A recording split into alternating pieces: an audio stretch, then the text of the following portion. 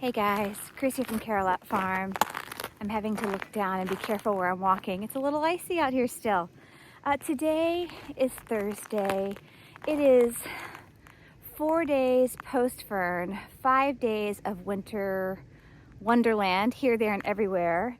And so after coming out early this morning, checking on water and giving everyone a little bit of hay, it's now time to come out and give them a proper breakfast. You may have heard Lady, she's very happy I'm coming her way. So let me get to that, and then I have a few things I want to share because we're still doing things a little differently these days. Our new winter routine starts here by feeding Lady, and then I'll show you the boys are doing really well though. They're catching on quick. Well, Rocky didn't come out of the barnyard today, so I have fed him here. This is where I fed him a few days ago. He had been coming around the fence line with Shenanigans, who is, I'll show you, eating right here by the fence, which was my intention. Some days Rocky joins him and eats right here beside him, but today, as you can see, he remained right here in the corner. He's not harming anyone. Lady's happy to eat inside the run-in. The boys won't bother her, so I don't mind. If he's gonna stand there, he's welcome to have his breakfast there. I'm gonna show you everything, even my morning blunders. I usually bring Lady 2 buckets. One bucket has her soaked hay pellets. I tend to put that in this purplish colored bucket. And then her green bucket, which has her name on it, I try to put her senior feed in. Well, this green bucket that has her name on it has what looks to be Snuggles soaked hay pellets. This is not Lady's senior feed. So I need to run back into the house, not run, walk carefully, that is, back to the house, check my other green bucket and see if that doesn't have Lady's senior feed. It's really important that the horses get the proper feed. I would not want to overfeed or underfeed anyone. And I'll be back with the second half of her breakfast in just a couple minutes. Let's try this again. Like I was telling you, Lady and Snuggles both have these bright green buckets, which is part of the reason I got a bit confused. When I was measuring out grain this morning, apparently I did not look at the name on the bucket, I just grabbed a green bucket. So here you can see, this is Lady's Triple Crown Senior. This feed here is much higher in fat and calories. It's what she needs. It's not what young Snuggles needs. And so I definitely want to make sure that my horses get their proper grain. So I'm going to add this on top of Lady's hay pellets, which she's been eating really well as of late. And she has been really good. She'll clean up what's in the tub, and she'll also clean up what she spills around. So she's been doing fantastic this winter. A happy little girl. So a little tip here. If you have multiple horses like I do, I need to follow my own advice here. I would highly recommend that you have a different color bucket for each horse and you label each bucket. I do have labels on my buckets, but I have 2 green buckets, I have 3 yellow buckets, and I have 1 purple bucket. And this morning when I went to feed Lady, I grabbed the green bucket that had her name on it, but apparently when I went to fill the buckets this morning, the green bucket that I put her feed into was Snuggles' green bucket. So I think, you know, for my sanity and for anyone else who might be helping to feed my horses, I do want to go ahead, order a few more buckets that are in different colors. I love these little buckets. They're really super handy. They're just the right size for minis. When I'm carrying water around the farm, I don't want a bigger bucket than this. So I definitely want to stick to this size, but maybe in a few more colors. While I'm out here with these horses in the front turnout, I'm going to check on their water. I did bring them 1 or 2 buckets of warm water early this morning around 7 when the sun rose. I want to make sure it's not frozen. Today is one of those days where, unfortunately, we're not going to be getting above freezing, and so the water troughs will need extra attention. You can see though, this bucket here is still liquid. It's very cold, and it is beginning to ice just around the rim. I will probably pull out a little bit of that cold water later and add a bucket of hot water, but for right now it's liquid and they will be fine until after everyone else is eating. While these guys finish up, I'm gonna head back to the house, get my other 2 buckets of grain, and go feed Sweetheart and Snuggles, who are in the back by the brown barn. Before I do that though, I do want to show you we have some very pretty icicles forming here. There's a little bit of melt and drippage. Even though it's below freezing, the sun is warming that metal roof there. So I'll keep an eye on those icicles. If they get too large, though, I might just knock them off. I don't want them to fall on the horses. Like yesterday, I am still feeding Snuggles here in the open feedlot, and Sweetheart is in the stall. I did suspend a feed bucket here for Sweetheart from that high hook. The hook there was originally set at horse height, so it's too high for her to comfortably eat out of. But by suspending the bucket lower, she's able to reach it and comfortably eat. I say comfortably eat. You know, she's in here, she's eating. She's not happy about it. She really, really still wants to go into that feedlot. But because the roof is still covered by all of that ice, I don't want to put her in there just yet. And because no one had been moving in the feedlot over the last 5 days, the whole ground is just a smooth sheet of ice. So I wouldn't want to put her in there for that reason either. So eating out of the stall, out of the suspended bucket, is the way I will be feeding her for the foreseeable future until some of this stuff decides to finally melt, which won't happen though for several more days, because starting today, again, today is day 5 of Fern, post 4 after the snow event, ice event, whatever you want to call it. But starting today on day 5, we are not going to have like 3 or 4 days where the day's highs don't even reach freezing. We stay in the 20s. I think on Saturday our high is like 19. And not only are the days highs not getting very warm, but the nights are still continuing to drop to like single digits. I saw 2 this morning when I came out to feed at about 7. So it's just super cold and there won't be a lot of melting happening. I say that, and each day we get a little melt on the roof, which is good, but then whatever falls will refreeze. So it's just this constant, you know, every day is similar but different. We're combating the melting and the refreeze. But again, everyone's doing well, and so far so good. We never lost power. So I'm going to count my blessings when and where they come. As Sweetheart finishes up the grain in the stall, I've given Snuggles a real small little handful right here. She wants to come out, and she will very soon, but this will help to keep her occupied for a few more minutes. My horses are continuing to chew on the fences, Snuggles especially here in the barnyard. It's really frustrating. I'm not gonna lie. It kind of makes me mad. I kind of chased her away because, darn it, stop eating my fences. They're bored. She's not hungry, I promise, but it makes me so irritated when I see them doing that. Sweetheart has eaten the majority of her soaked hay pellets. You know, there's maybe a handful or 2 down there. If she does not want this though, I don't mind if Snuggles comes and eats it, and I will let Snuggles out of that feedlot now because it seems that Sweetheart is finished. With this really cold, icy, snowy weather that we have, and without any grass for the horses to even try to graze upon, I have started giving everyone a little extra hay pellet both morning and night. So again, if Snuggles goes in there and eats another handful or so, it's perfectly fine. No sooner had Snuggles walked in to finish that grain than Sweetheart decided that actually she wanted to finish her own grain. So she promptly ran Snuggles out. I heard a little bit of the commotion from around the corner, and now I can see that Sweetheart is finishing up her breakfast. Snuggles is hopeful to get a little mouthful, but I am pretty sure at this point in the game, Sweetheart's going to finish everything. But Snuggles, she'll go in, she'll lick the bucket, she'll knock it around, she'll do what young horses do.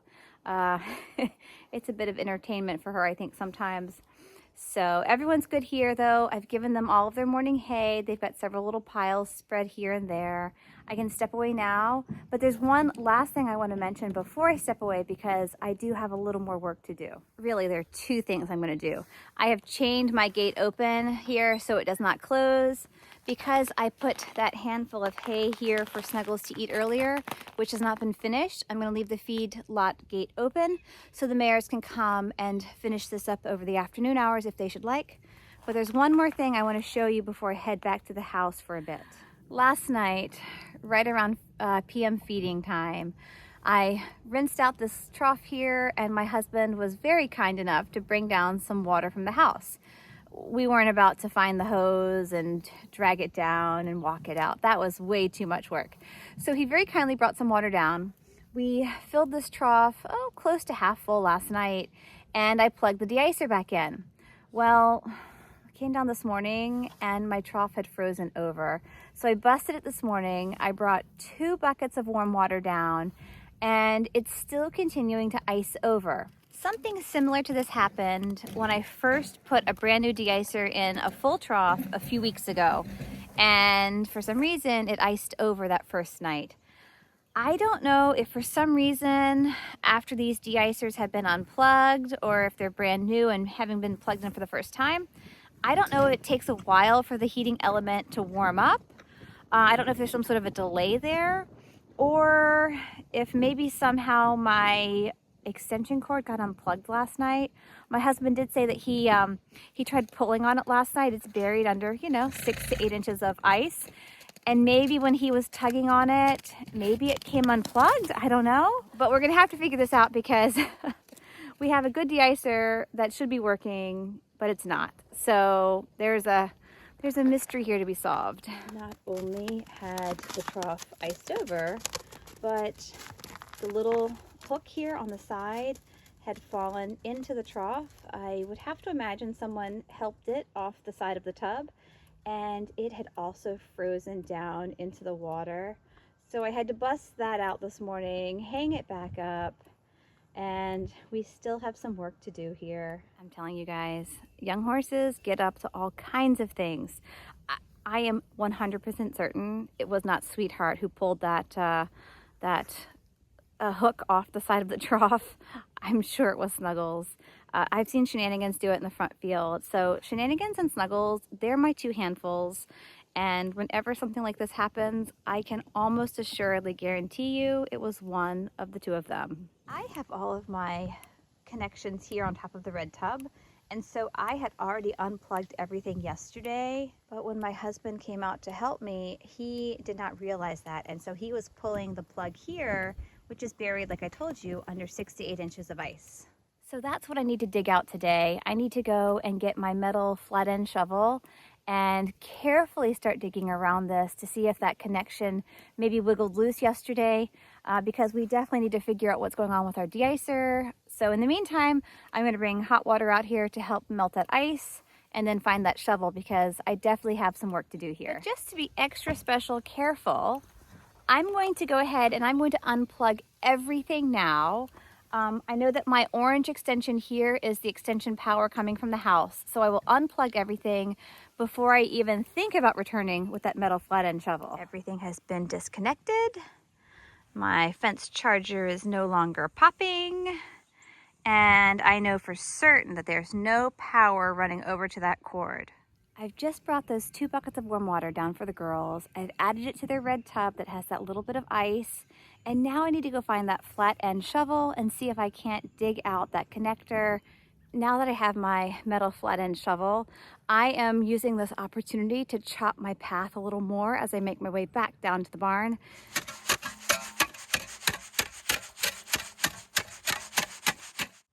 Now that I have my shovel, let's see if we can find the end of this cord. As I work to do that, though, I just want to note the extension cord, I'm pretty sure, goes straight down to the ground and then runs over. So if I'm not digging too deep into the ice, but just on the top superficial layer, I think I should be able to break up the ice without actually damaging the cord. Good news, I am finding that after digging through that top solid layer of ice, the sleep below is a little more pliable, so I'm hoping I can get in there and dig now with my hands. As I worked to pull up that piece of ice, I did see where the plug has come up. That end is there, but I'm not seeing the other orange end. And so it may very well be that somehow our cords did get disconnected. So now I have more treasure hunting to do, though. I'm looking for the other end of this short green extension cord. That is what I had been running from my orange cord that comes from the house to my trough, my deicer. And I'm not seeing it, so I have more digging to do. So I use my shovel to chop up more of the ice. That cord has to, there it is. Okay, so that's what we need. We found the end of our extension cord. And I just need to get the ice now off of the end of my deicer cord. I've just worked to get all of the ice off of this end of the plug. I'm gonna plug my deicer back in. I'm gonna plug everything back into the extension cord that runs to the house. And fingers crossed, this trough will not ice over anymore. But that was really weird because the first few nights of the storm, you know, post-Fern, it didn't freeze. So maybe when my husband did tug on the cord yesterday, maybe that's when it came unhooked. But I am surprised that there were several inches between the two ends. I am very hopeful, however, that this will be the fix. Everything is plugged back up. I can hear that my charger is, you know, doing its little popping sound. So I feel rest assured that I now have power running to everything. It'll be really nice though when we do officially get power run down here to the barn and we won't have to deal with extension cords. But if you're like me and you do have extension cords, just make sure you check on them. I mean, the fact that mine are buried under 6 to 8 inches of frozen debris is not great. So I'm glad that this was an easy fix. We didn't have to do too much digging, and I'm pretty sure we've been able to remedy that problem. Thank you so much for joining me here on the farm today as we continue to work to dig out from Winter Storm Fern. Today is day 4, day 5, depending on how you count it. 4 days post-storm, 5 days if you count the day of the event. We're doing well, the horses are doing well. You know, we're all navigating the slippery terrain as best as can be. I am continuing to rough up those paths as you saw. We had to go treasure hunting though for that power cord today, so that was successful. And then I had a little mix up with my grain buckets this morning. I had to run back to the house to get the other bucket of grain for poor lady. So I do need to order some more different colored buckets. But you know what? That's just part of it. I hope you're having a great time wherever you are. Stay warm, stay dry, stay safe, and check back soon because we will for sure keep you posted as we continue to dig out and hopefully one day thaw out from this storm. Bye guys.